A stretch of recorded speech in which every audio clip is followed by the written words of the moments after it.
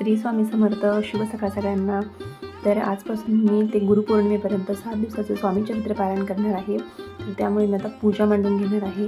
तर आधी मी जागा स्वच्छ करून घेतली, त्याच्यावरती एक स्वस्तिक काढून घेतलं आणि हळदी कुंकू वाहून घेतलं.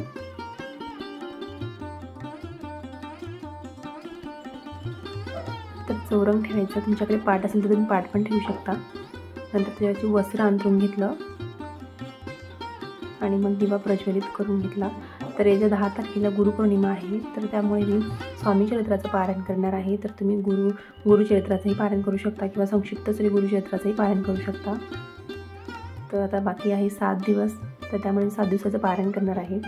तर आपण कलश मांडून घ्यायचा आहे. तर एका प्लेटमध्ये तांदूळ घेतले, हळदी कुंकू वाहून घेतलं आणि पाण्याने भरलेला कलश त्याच्यावर ठेवला. त्याच्यावरती स्वस्तिक काढून घेतलं.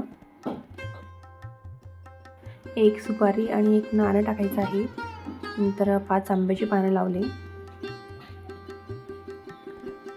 त्याच्यावरती नारळ ठेवलं. नारळाला हळदी कुंकू वाहून घेतलं.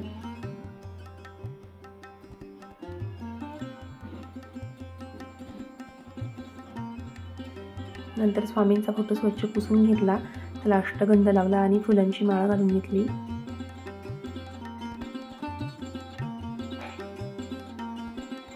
दोन जोड विड्याची पानं ठेवले, एक गणपतीसाठी आणि एक स्वामींसाठी. आपण पहिले गणपतीची पूजा, एक सुपारी घ्यायची आहे आपल्याला गणपतीची पूजा मांडण्यासाठी आणि आपण अभिषेक करून घ्यायचा आहे पाण्याचा. तर आपण गणपतीचा मंत्र म्हणायचा आहे, ओम गण गणपतये नमः 108 वेळेला, आणि गणपती स्थापना करून घ्यायची आहे. हळदी कुंकू अक्षदा वाहून घेतल्या.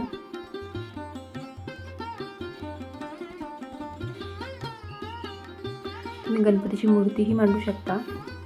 मी सुपारी ठेवलेली आहे. नंतर स्वामींना अभिषेक करून घेतला पाण्याने. तुम्ही पंचामृतानेही करू शकता, पाण्याने करून घेतलेलं आहे.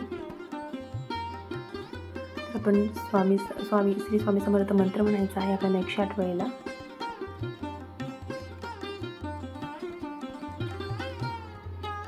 स्वामींच्या मूर्तीवर पाण्याचा अभिषेक करून घेतला. आपण स्वामी स्तवन आणि जे आहे ते आपण जेव्हा पारायण सुरू करणार आहोत, स्वामी चरित्र सारामृतामध्ये दिलेलेच आहे आपण, तेव्हा स्वामी स्तवन ते घ्यायचं आहे आपल्याला. आपण अभिषेक करताना 108 वेळेला स्वामींचा मंत्र जप म्हणायचा आहे. नंतर स्वामींना वस्त्र घालून घेतलं, अष्टगंध लावून घेतला.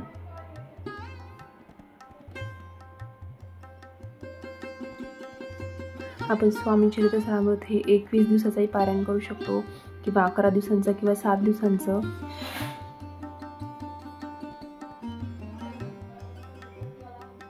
अक्षदा वाहून फुलं वाहून घेतले.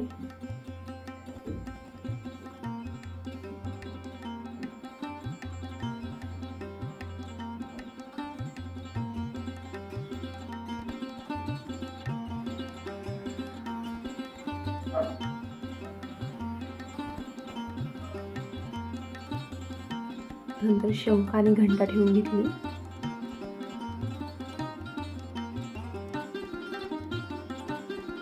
तुमच्याकडे गजलक्ष्मी असेल तुम्ही ते पण ठेवू शकता. गजलक्ष्मी ठेवून घेतली, फुलं वाहून घेतली. आणि नंतर आपण स्वामी चरित्र सारामृत वाचण्यासाठी, तिथं ग्रंथ ठेवण्यासाठी एक लाल वस्त्र ठेवून घेतलं आणि आपण वाचताना तो आपण खाली दुसऱ्या पाटावरही वाचू शकतो. मी वाचताना दुसऱ्या पाटावर वाचून घेणार आहे. तर ठेवण्यासाठी, रोज ठेवण्यासाठी फक्त स्वामींसमोर ठेवून घेतलं, फोटोसमोर. आणि जेव्हा वाचायला घेईल तेव्हा मी खाली पाटावर ठेवणार आहे. हळदी कुंकू वाहून घेतलं, अक्षदा वाहून घेतलं. नंतर एका वाटीमध्ये खडी साखर आणि पाणी ठेवलं. तर माझी पूजा मांडून झाली. आता रांगोळी बाकी, म्हटलं रांगोळी काढून घेऊ. नंतर रांगोळी काढून घेतली.